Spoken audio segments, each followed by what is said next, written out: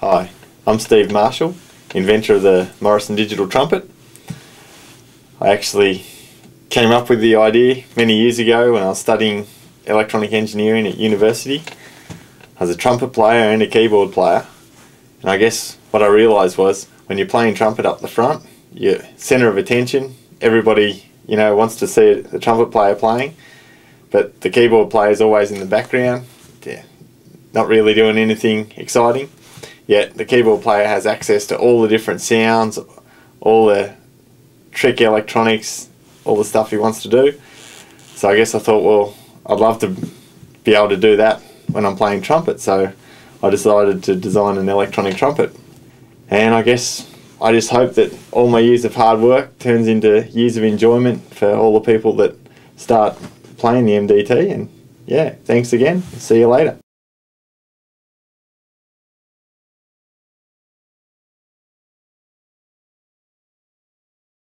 I just want to give a quick explanation of how to assemble your MDT when you get it. This is the MIDI converter box that takes the power in. This is your power cable. Now this is a universal power adapter that'll work from 110 to 240 volts. You get like a plug adapter depending on the country you're in, so it plugs into your power point. Just plug that straight on. Plug the other end into the power input on the MIDI box, 6 to 9 volts DC, but it's recommended that you just use the power supply that comes with the MDT. I just plug that into the wall. Got your box. This is the lead that goes from your MIDI box up to your trumpet. Plug the large end in to the end of the MIDI box, making sure there's a little notch on there and there's a notch in the socket. Line them up, put it in, screw it up. Then grab your digital trumpet, connectors on the bottom. Have a look at the direction of the where the pins are. So you line up the pins with the sockets. Once again, then just screw that on. Lock it on. Mouthpiece obviously inserts into the end of the MDT. Then on your box here, there's just the MIDI out here, which needs to go to your receiving synth. So we take the MIDI lead that goes in there. So from the MIDI out to the MIDI in on your receiving synth. Then you've just got your power on button. Lights up with a little red symbol when it comes on. Your MDT will light up. That's it. You're in business.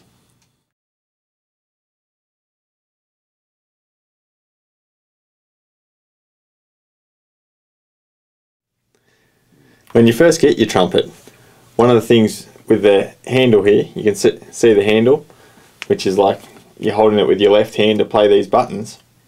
You want to actually adjust it so that it feels comfortable on your hand. So these two screws here and these two screws here, when you loosen them, you can adjust the handle. So you don't actually want to take them right out, you just want to loosen them a couple of turns. Do both sides. Well, and you can see that it will travel right out to that far, right back in.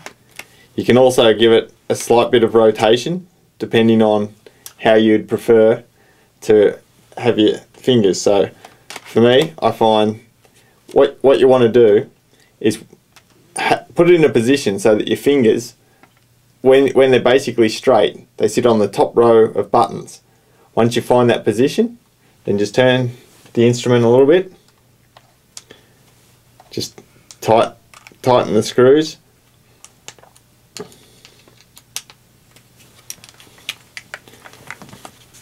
Tighten both sides.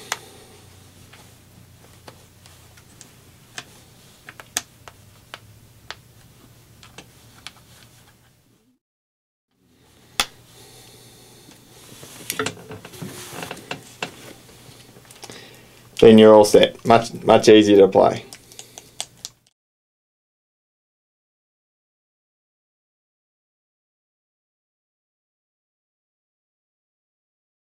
I just want to run through how we actually play the MDT now. With your left hand, you place the trumpet sort of in the V of your hand, so that it just rests there and it balances nicely. Your left hand is for playing the buttons on the side here. Your right hand, put your pinky in the ring, your thumb through the hole in the side. You can see that from both sides. Thumb just sits in there. You've got your 3 valves, which work exactly like they do on a trumpet, where the first valve goes down 2 half tones, second valve goes down 1 half tone, and the third valve goes down 3 half tones. So that way there's just the 7 combinations, the same as on a trumpet. On a trumpet it normally adds length to the pipe, but on here it's just digital sensing to sense where they are. You blow into it like through the mouthpiece. It's got very sensitive electronics. It can pick up all the tonguing that you can tongue as fast as you want and it'll keep up with you. Within the hole here where your thumb is, you've got a bend down lever, a bend up lever. These can work both, they can be assigned to virtually anything, but that often you use them for pitch bend or for growl or different effects that you've got on your sound. On the other side of the hole at the end of your thumb, you've got like a vibrato lever, so that you just like wiggle it and you get the vibrato, often used especially when you're playing trumpet sounds. The buttons on the left hand, they're very simple to use. As you go up, you've got a C, then a G, then a C, then a G. You go up to the second row and you've got C, G, C, G. And so basically you're playing those and you get all the different combinations in between. So let me see. So if I play, I go.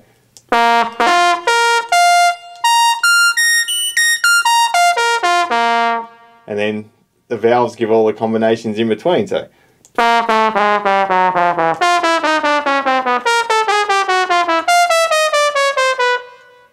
you get the idea. So it's very easy for anyone to play. Basically hitting the buttons on the left hand side are replacing the need to buzz your lips, which means you don't need to be a full professional player to get the full range of the instrument. Also there's these 2 extra buttons on the side here. They go up octave and down octave, so that you can change where your whole range of the instrument is. So if I go here now, I can go.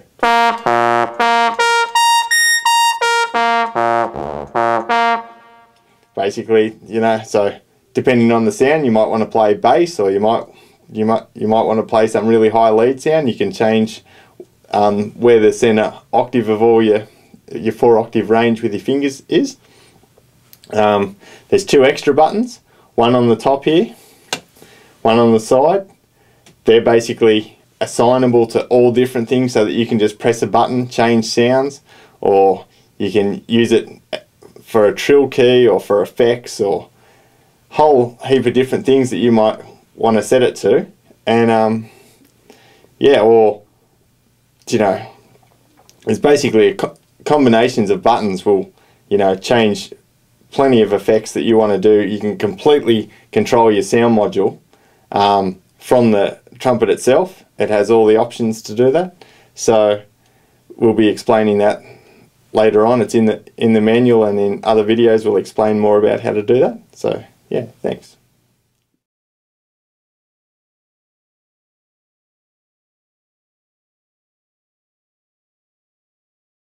So in this section I'm going to explain the basic overall fingering of the MDT. Basically the valves are the same as on a trumpet. First valve goes down 2 half tones, second valve goes down 1 half tone, third valve goes down 3 half tones. So I can go same as on the trumpet. By the way, I'm using a baritone sax sound. I really like playing baritone sax. That's on the VL70. Now on your left hand, you've got four buttons that your fingers just rest on. Now, as you go up, you've got a C button, G button, C button, G button, next C, G, C, G. So you've got 4-octave range. Now, what happens is when you're on a C, these just go down from the C. When you play a G, these just go down from the G. So if I'm on a G, if I'm on a C. So if I'm going to do a scale and I start on the C,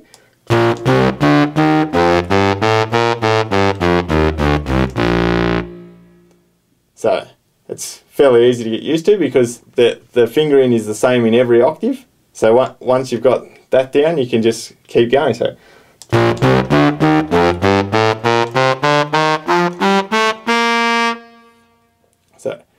very easy for anyone to get used to and very, very easy to play. So with the buttons on the left hand, you can either hold them in, as most people tend to, or you can just play the button once. So if I play it,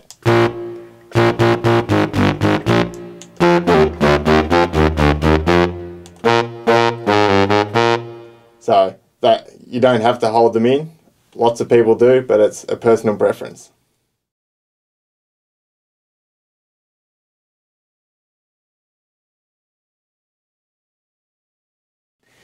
In this section we're going to be talking about the right hand thumb levers and what you can do with them. There's the bend down lever, the bend up lever, and over here on the other side there's what we call the vibrato lever. Now all these levers can be set to whatever parameter you want. They send varying MIDI controllers which, depending on the synth you're using, you can assign to various things like pitch bend up, pitch bend down, vibrato, growl, reverb, brightness. Basically whatever your synth can do in response to a MIDI controller, you can assign these levers to do that. Now I'll just show them sort of with settings like factory settings and maybe change a couple, but let's just have a look at, say, if we're playing trumpet, the lever out here we tend to use for vibrato, which as you put it in and out, you get varying amounts of vibrato. So I'll show you on a trumpet here.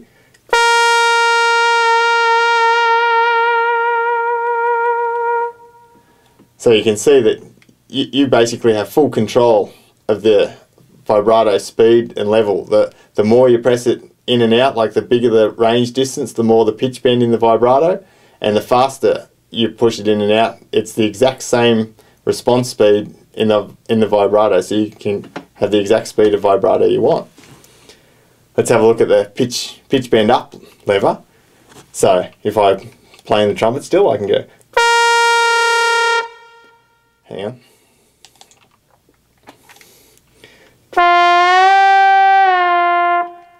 I actually just had it assigned to growl, so I just had to reassign it back to pitch bend. So you can see I've got pitch bend up now, pitch bend down. Now, you tend to not use the pitch bend when you're playing the trumpet, so I can just change sounds to, say, guitar, using the 8 favourite sounds, which will be explained later. I just click to here. Now I'm playing guitar, so I can sort of just go.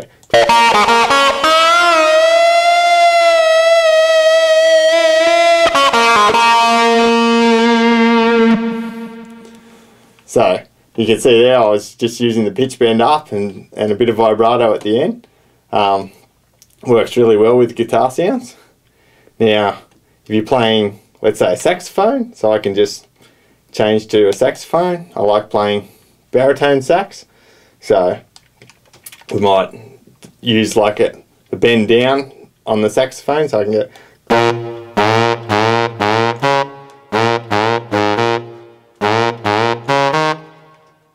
So you can basically see what, how you tend to use a bend down when you're playing a sax. You usually bend up to a note.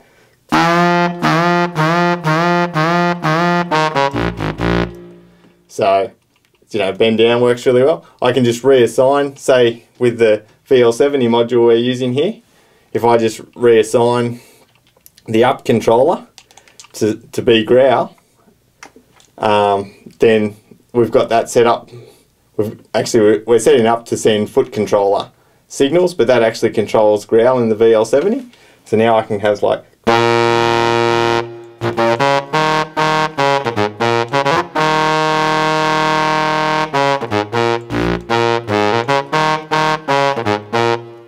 so, you know, that, so basically all the controllers can be set to different values, but we tend to use them for vibrato, bend down and bend up. And yeah, it's just really easy because you can, if you have a look on the side of the trumpet here, there's adjustments so that you can adjust these levers based on your thumb width, and you can have as much sensitivity as you want. You can put them nice and close to your thumb or out a little bit so that you don't bump them. Basically, I like them right up close to my thumb so that if I do any slight movement, I get the effect that I want, and it all works very well.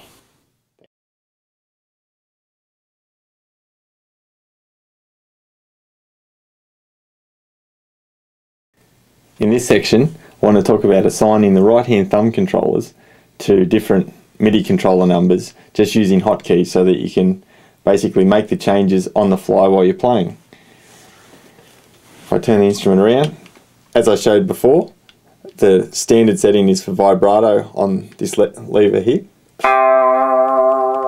You got pitch bend up and pitch bend down. Now, all three of these controllers can be assigned to either mod wheel, which is controller number 1, foot controller, which is MIDI controller 4, or portamento time, which is controller number 5. In order to do this, all I have to do is just hold down this button, and this button, the 3 buttons all at once, then hit the right hand pinky, hold in the controller I want to change, and then I press the second valve for mod wheel, the third valve for foot control, the second and third valve together for portamento time, or the first valve just to put it back to its normal setting. So let's say I change the vibrato, hit the second valve, put it to mod wheel. Now I've set up the receiving synth so that that'll just give modulation based on the continuous controller. So if I play, you can see that based on how far I press it in, I get more modulation. So let's say the bend up lever, if I just hit these 3, hit this, hold the bend up, and I'll just hit the third valve, it'll set it to portamento time, which is set to, on this sound, to a wah effect.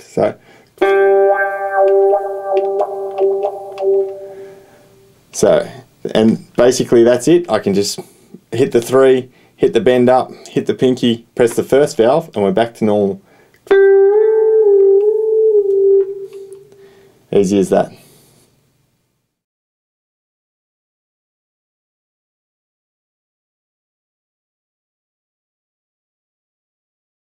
In this section, I want to explain how to do patch changes directly from the horn without having to go to your receiving synth. Basically, it's as simple as holding down these 3 keys and your pinky finger, and your first valve scrolls down, second valve scrolls up. You can just do one at a time like this, or you can hold it in and it'll scroll. If you do third valve and either one of those, it goes up 10 at a time, or down 10 at a time, or hold it and it scrolls 10 at a time. Now, when you actually, so if I play a sound, then I just go down a few. So basically you're changing. Now, it also does automatic bank change if your receiving synth responds to least significant bit bank change. So you can see if I start going up, I'll go up by 10s. We're in bank 2, we're in bank 3. Can come back down. Just scroll through the banks. As easy as that.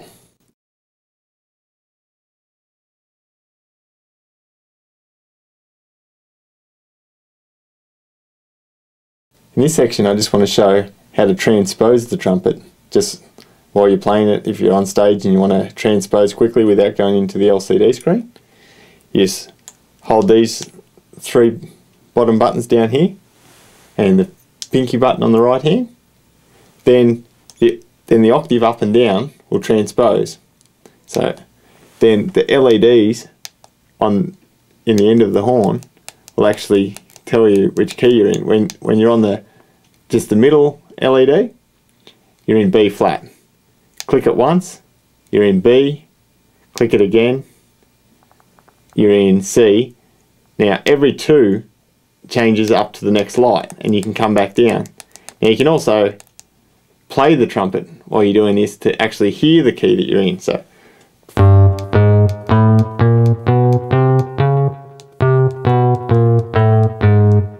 then just let them out and you can start playing in that key.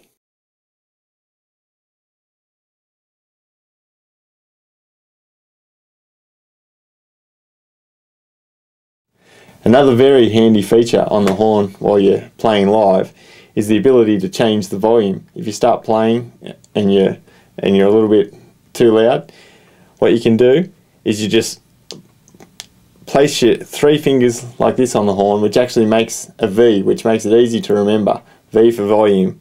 Then play your right hand pinky. Then while those 3 are down, the LEDs in the end of the horn, I don't know whether you can see them up in the bell, but basically they show you the current level of the volume. You just press first valve and the volume goes down. It's just scrolling. Hold second valve and it goes up. You just watch the LEDs to see the level change. The other way volume is often used on a synth is with expression.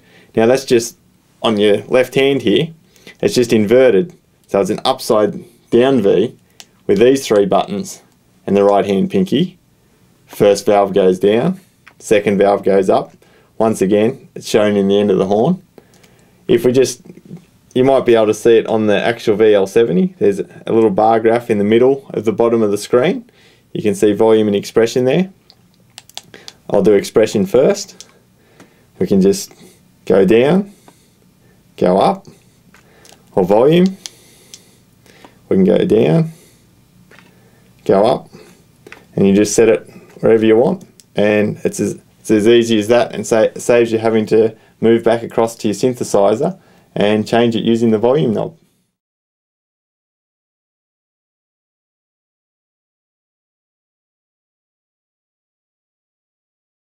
Just a small section on using edit mode, which uses the LCD screen. In order to enter edit mode on the LCD screen, we want to use all 4 buttons on the left hand top row plus the right hand pinky. Hold all 5 together, then let them go. Then we're in edit mode. Now if I'll turn the trumpet around so you should be able to see the edit mode there. We've got the menu selection with the transpose and the favourite sounds.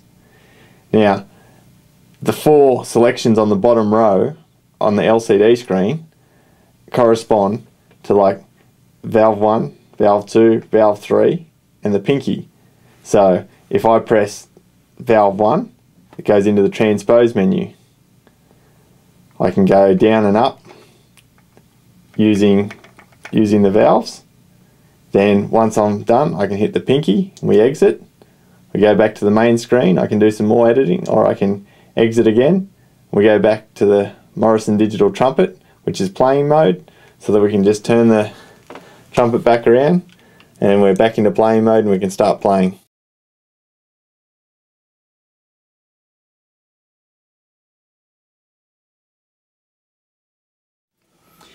Hello, my name is Matt Traum from Patchman Music, and I've been helping a little bit Steve out with this MDT over the last couple of years with some of the features in the OS. And one of the neatest features in this horn, I think, is this breath sustain mode. And basically it allows you to play on 2 different MIDI channels, and you can switch between the 2 MIDI channels using the pinky button. If you wish, you can assign the pinky button to breath sustain mode in the edit screen here, and it's explained in the printed manual. And it allows you to switch back and forth, as I said, between two different MIDI channels. And different applications would be maybe to have a trumpet on one channel and a saxophone on the other channel, and you can jump back and forth while you're playing the horn, and you can do call and response. You could trade fours with yourself on two different instruments. Another application might be to put a chord on one channel and a lead sound on the other channel, and you can sustain the chord and then play over that chord all by yourself. You can accompany yourself. And this feature doesn't require any foot pedals, unlike other wind controllers. This is all self-contained, built into the horn. And I'll try to give you a little demo here. And it takes a little bit of a different technique to use because you're using all four fingers, and you have to kind of get used to it. And I'm still getting used to it because it's a new feature. So here we go.